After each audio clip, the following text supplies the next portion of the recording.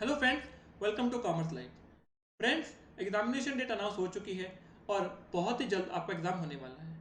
अब बात करें एक सब्जेक्ट की जो है CA inter audit. CA inter audit एक ऐसा सब्जेक्ट है जो बहुत बच्चों को बहुत डरावना लगता है। बहुत से बच्चों का ये सेकंड या थर्ड अटेम्प्ट होगा, तो उनको ये पता है कि इस सब्जेक्ट में 40 मार्क्स लेना ही बहुत बड़ी जंग हो जाती है। 30 मार्क्स, 32 मार्क्स, 35 ऐसे मार्क्स पर आईसीआई आपको रोक लेता है। तो सर, इस सब्जेक्ट में हम पास कैसे हों? तो मैं आपको सिर्फ पास होने की बात नहीं बताऊंगा, मैं ऐसा आपको प्लान दूंगा जिसकी हेल्प से आप एग्जाम्शन ले पाओगे। जी हाँ, ऑडिट में एग्जाम्शन 60 मार्क्स से ऊपर ले पाओगे अगर मेरी टिप्स को फॉलो करोगे, अगर मेरा शेड्यूल को फॉलो करोगे। तो मैं ये मान के चल रहा हूँ दोस्तों कि एक बार तो आपने ऑडिट पढ़ चुके हो, ठीक है। अब उसको रिवाइज कैसे करना उसके बारे में हम बात करेंगे। तो अगर आप इस चैनल पर नए हैं तो चैनल को सब्सक्राइब कीजिए और आइए देखते हैं कि इस सब्जेक्ट को कैसे पढ़ना है। सबसे पहले थोड़ा सा एग्जामिनेशन की अप्रोच को समझते हैं। एग्जाम में तीन तरह के क्वेश्चन पूछे जाते हैं: एमसीक्यू, करेक्ट इनकरेक्ट और डिस्क्रिप्टिव। एमसीक्यू मतलब जो 30 मार्क्स के आपको पता होगा पूछे जाते हैं ना। उसके अलावा करेक्ट इनकरेक्ट जो 2 मार्कर होते हैं। और उसके अलावा डिस्क्रिप्टिव, डिस्क्रिप्टिव में क्या पूछा जाता है आपसे, जो आपको बड़े बड़े आंसर लिखने होते हैं। तो पहले आप बात करें एमसीक्यू और करेक्ट इनकरेक्ट की।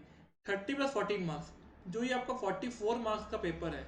यहाँ पर आपको टारगेट करना है कि सर मुझे तो मिनिमम 30 मार्क्स लेकर आने हैं।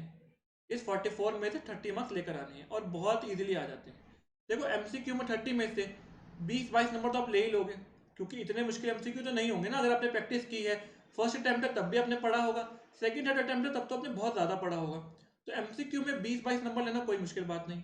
फिर बात करें करेक्ट इनकरेक्ट की, तो यहाँ भी आप 8 to 10 मार्क्स ले पाते हो, इजीली ले पाते हो, क्योंकि इतना मुश्किल पेपर नहीं होता। अगर आपकी अप्रोच सही है तो आप इजीली कर पाओगे। क्योंकि करेक्ट इनकरेक्ट में क्या होता है, आप यस और नो का आंसर तो दे ही दोगे कि सही है या गलत है। मेन होता है आपका रीजन। रीजन आपको कैसे क्रैक करना है, जब आप डिस्क्रिप्टिव बार बार पढ़ोगे तो उससे आप रीजन भी लिख पाओगे। बहुत बच्चे क्या करते हैं, वो रीजन सही नहीं कर पाते या फिर उनकी लैंग्वेज फॉर्मेशन अच्छी नहीं होती। तो वो भी मैं आपको बताऊंगा कि उसको सही कैसे करना है, ताकि आप अपना जो रीजनिंग कर रहे हो उसको कैसे सही तरीके से लिख पाओ। तो मेन बात क्या है, पहले एमसीक्यू और करेक्ट इनकरेक्ट में आपको out of 44 marks you have to crack 30 marks है, मिनिमम 30 मार्क्स। 30 से ज़्यादा लाओ, 34 35 लाओ, बहुत अच्छी बात है।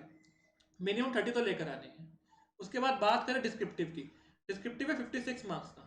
अगर आपको यहाँ पे मैं कहूँ सिर्फ 50% मार्क्स टारगेट करने हैं, 56 में से 28 मार्क्स ले आओ, सिर्फ 28 मार्क्स 50%, तो कितना हो गया, 30 प्लस 28, 58 मार्क्स हो गए। और थोड़ी सी और मेहनत करोगे, 65 67 68 70 मार्क्स पे आ सकते हैं। बेटा 58 तो मैंने मिनिमम बता दिया आपको, थोड़ी सी और मेहनत कर लो। यहाँ पर एमसीक्यू करेक्ट इनकरेक्ट में आपके 3-4 नंबर ज़्यादा आ गए, या डिस्क्रिप्टिव में 3-4 नंबर ज़्यादा आ गए, तो इजीली 67 68 तो यही बन गए। तो अगर आप इस तरीके से फॉलो करोगे ना, तो इजीली आप एग्जाम क्रैक कर पाओगे। मैं ये मान के चल रहा हूँ। चलो, डिस्क्रिप्टिव में क्या हो रहा है, इस 4 मार्क्स का क्वेश्चन है। आपकी प्रेजेंटेशन ऐसी है कि 3 नंबर ही आएंगे। तो 56 में से अगर सारे सही कर दिए तब भी आपके 40 नंबर आ गए। फिर एक दो क्वेश्चन गलत हो जाएंगे, तब भी तो आपके 32-33 मार्क्स आ गए। तो इतने तो मिनिमम आप ले ही सकते हो, इससे कम तो क्या ही करेंगे। थोड़ी टेम्पटेशन इंप्रूव करोगे तो वहां भी जहाँ 3 नंबर मिल रहे थे वहां 3.5 मिल जाएंगे, किसी किसी क्वेश्चन में 4 भी मिल जाएंगे। तो टेम्पटेशन अपनी थोड़ी सी अच्छी रखिए। अब कुछ बेसिक डाउट आपके देखते हैं। सबसे पहले बच्चों के मन में डाउट आता है, sir which is the best material to study. बेटा, जितनी भी ऑथर ने अपनी बुक्स लिखी हैं वो एक ही सोर्स से लिखी हैं, जो है आपका सीए का ICAI का स्टडी मटेरियल। बेटा उसी को फॉलो करो। आप जिस भी ऑथर की बुक फॉलो कर रहे हो कोई बात नहीं, वहाँ आप कर सकते हो, लेकिन जो लैंग्वेज है ना, जो बेस्ट लैंग्वेज है वो ICAI की ही है। आपको वही लैंग्वेज लिखोगे तभी मार्क्स मिलेंगे, उसके अलावा मार्क्स नहीं मिलेंगे। अगर आपने अपने नोट्स बनाए हैं किसी मतलब इजी लैंग्वेज में, नोट्स आपको कहीं से प्रोवाइड किए गए, आपने अपने लैंग्वेज में नोट्स बनाए हैं, तो वो नोट्स जो है वो याद करने के लिए तो सही है, लेकिन एग्जाम में जो लिखना है वो आपको कैसे हेल्प होगी, वो आपको ICAI की स्टडी मैट की लैंग्वेज से ही हेल्प होने वाली है। देखो, दो बातें हैं। पहले तो अगर आप कोई बुक फॉलो कर रहे हो तो इस टाइम पे आपको बुक चेंज नहीं करनी चाहिए, लेकिन आपको ये ज़रूर देखना चाहिए कि जो बुक आप फॉलो कर रहे हो उसमें ऐसा तो नहीं कि लैंग्वेज बहुत ज़्यादा ईजी कर दी गई हो, या फिर ऐसा तो नहीं कि वहाँ पे बहुत सी चीज़ें काट दी गई हो। कई बार ऐसा होता है कि किसी ऑथर को लगता है कि ये टॉपिक इंपॉर्टेंट नहीं, इसको काट दो। तो ऐसे अगर बहुत से टॉपिक काटे गए हैं तो आपको कोई फ़ायदा नहीं होने वाला, क्योंकि ICAI कुछ भी पूछ सकता है, कुछ भी। क्योंकि ICAI का एक रिकॉर्ड रहा है कि जो पहले पूछा गया है वो तो पूछता ही पूछता है, जो पहले नहीं पूछा गया वो भी पूछ लेता है।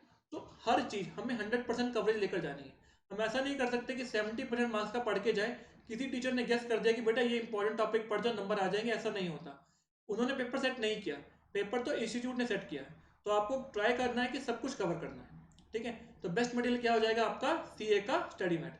तो सीए का स्टडी मैट तो पढ़ोगे, जो पुराने सिलेबस के बच्चे हैं उनको प्रैक्टिस मैनुअल भी पढ़ना है। बहुत बच्चे गलती करते हैं पुराने सिलेबस वाले कि वो स्टडी मैट नहीं पढ़ते, वो प्रैक्टिस मैनुअल पढ़ के चले जाते हैं। तो बेटा आपको दोनों पढ़ना है, स्टडी मैट भी और प्रैक्टिस मैनुअल भी। उसके अलावा पिछले 2 या 3 अटैम्प्ट की आरटी भी पढ़नी है, पिछले 3 अटैम्प्ट के मॉक टेस्ट पेपर करने हैं, पिछले 3 अटैम्प्ट के आपको क्वेश्चन पेपर करने हैं। ये चीज़ें मस्ट हैं, क्योंकि बहुत बार देखा गया है आरटीपी एमटीपी में से डायरेक्टली 2 या 3 क्वेश्चन आ जाते हैं। तो पिछले 3 अटैम्प्ट के आरटीपी, पिछले 3 अटैम्प्ट के मॉक टेस्ट और पिछले 3 अटैम्प्ट के क्वेश्चन पेपर, ये आपको रिटर्न प्रैक्टिस करनी है बेटा। इतना कर लोगे तो एग्जामिनेशन कोई नहीं रोक सकता। और बताऊंगा मैं आपको कि 10 दिन के अंदर इसको कैसे कवर करना है। उसके बाद सेकंड क्वेश्चन आता है, sir can we write the answer in our own language. बेटा नहीं, आपको कोशिश करना है कि जो कीवर्ड्स है जो आईसीए की स्टडी मैट में वो जरूर लिखनी है। बच्चे क्या करते हैं, गलती क्या करते हैं, वो हेडिंग तो लिख लेते हैं जो आईसीए की लैंग्वेज में, क्योंकि उन्होंने निमोनिक से याद की होती है।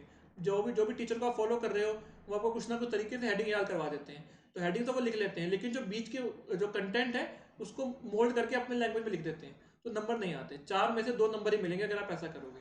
तो आईसीएआई बहुत स्ट्रिक्ट है इन चीज़ों को लेकर, और एक गाइडलाइन के अकॉर्डिंग उन्होंने बताया है कि आपको जो कीवर्ड्स है ना बेटा वो लिखने हैं।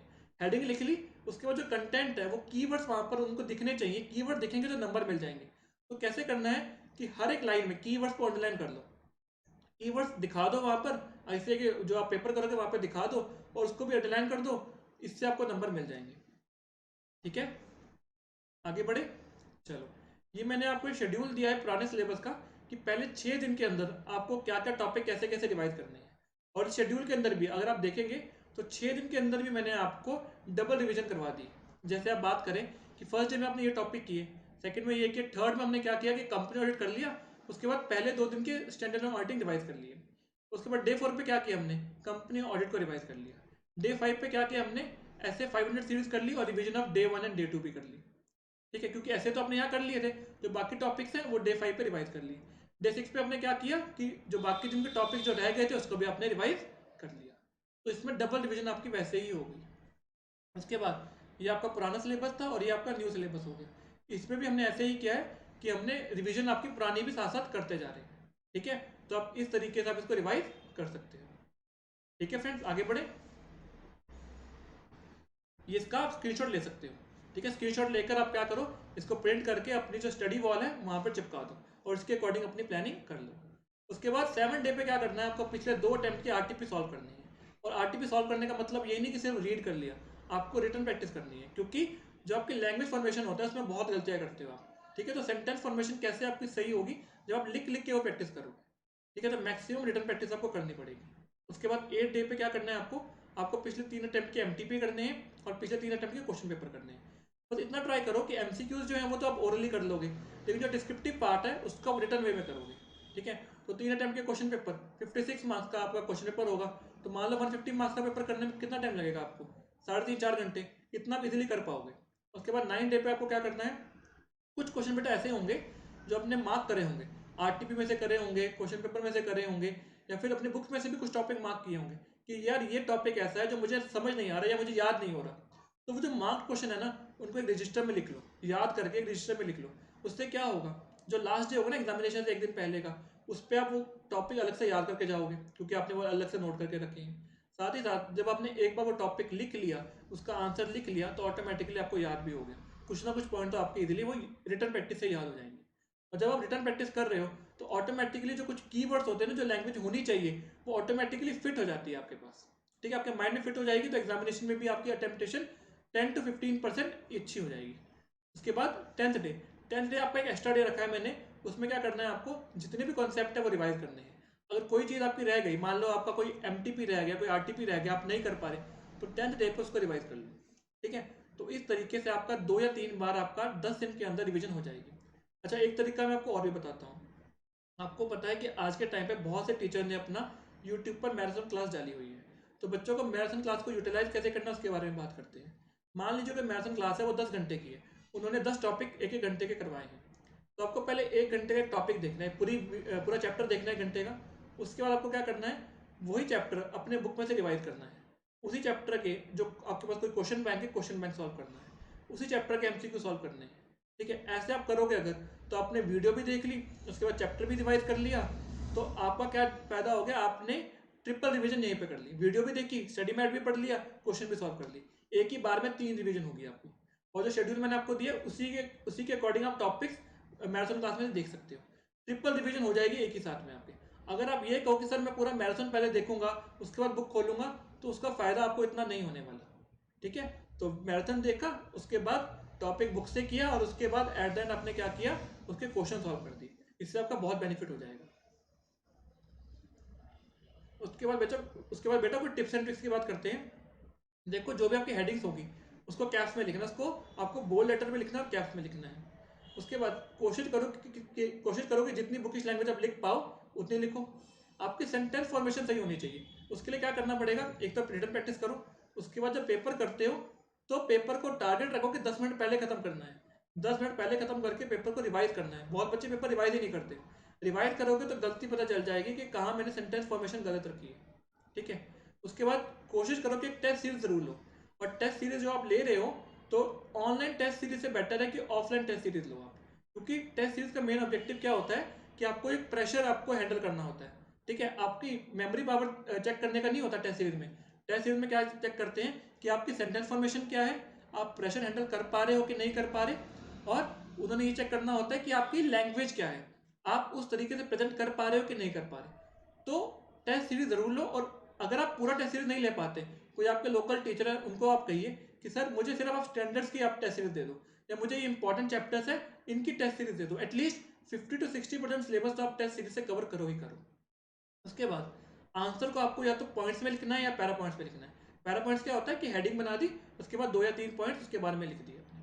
ठीक है, उसके बाद हर एक आंसर आपका फ्रेश पेज से होना चाहिए। फिर आपको मैक्सिमम टाइम यूटिलाइज करना है चार्ट्स बनाने में। चार्ट्स कैसे बनाने हैं, पहले तो आपको नीट एंड क्लीन चार्ट्स बनाने हैं, गंदे चार्ट नहीं बनाने। बहुत बच्चे क्या करते हैं, सेंटर में गोला बनाया, आसपास 2-3 क्लाउड्स बना दिए, उस पर आपने लिख दिया। वैसे चार्ट आपको नहीं बनाने, चार्ट आपके नीट एंड क्लियर होने चाहिए। ठीक है, और पेपर में कोशिश करो कि 10 मिनट पहले जो पेपर खत्म किया है, रिवीजन तो कर रहे हो, उसके बाद अंडरलाइनिंग भी आप अच्छे से करो, और जो चार्ट आपने बनाया है उसको भी बॉक्सेस प्रॉपरली बना सको। ठीक है, तो 10 से 15 मिनट का टाइम आपको इसके लिए अलग से पेपर में रखना पड़ेगा।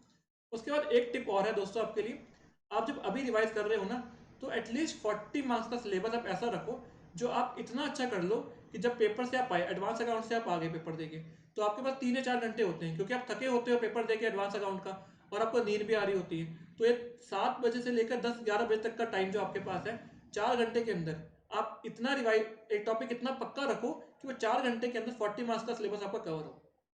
जैसे और सिलेबस की बात करूं तो वेरिफिकेशन चैप्टर है, वाचिंग चैप्टर है, इनमें से क्वेश्चन आता ही आता है, और इन क्वेश्चंस को आप इजीली याद कर सकते हो। आपने इतना अच्छा करा हुआ होगा कि इनको याद करने में आपको आधे घंटे से ज़्यादा लगेगा नहीं।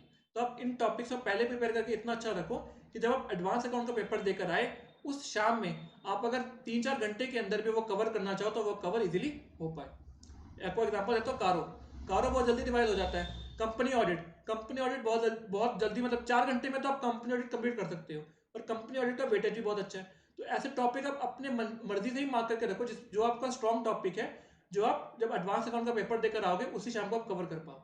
इससे क्या होगा, एक तो टॉपिक कवर हो जाएगा आपका, और नेक्स्ट मॉर्निंग जब आप उठोगे तो आपके माइंड एक रिलैक्सेशन होगी, स्ट्रेस कोई नहीं होगा कि मुझे अब 100 मार्क्स का पेपर कवर करना है। उस समय आपको होगा कि मैंने पास होने लायक तो कर लिया रात को ही, अब मुझे सिर्फ 60 मार्क्स का सिलेबस ही कवर करना है। तो अगर आप ऐसा करोगे तो आपका माइंड बहुत रिलीव फील करेगा, और आप इजीली कॉन्फिडेंस फील करोगे, और 60 मार्क्स का जो आपका सिलेबस रह गया है वो आप अगले दिन शाम तक कवर कर पाओगे। ठीक है, तो इन टिप्स को फॉलो जरूर कीजिएगा। तो friends, thank you very much for watching the video. अगर आप इस चैनल पर नए हैं तो चैनल को सब्सक्राइब कर दीजिए।